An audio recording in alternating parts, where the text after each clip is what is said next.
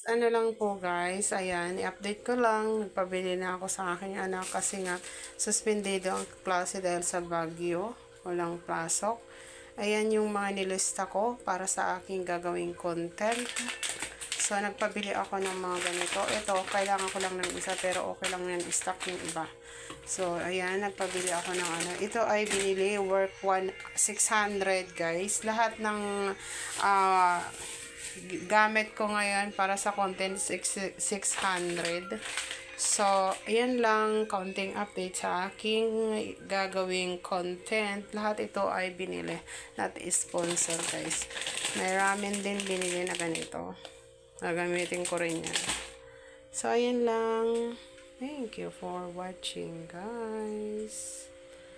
Follow and more. Like and share. And subscribe. Bye.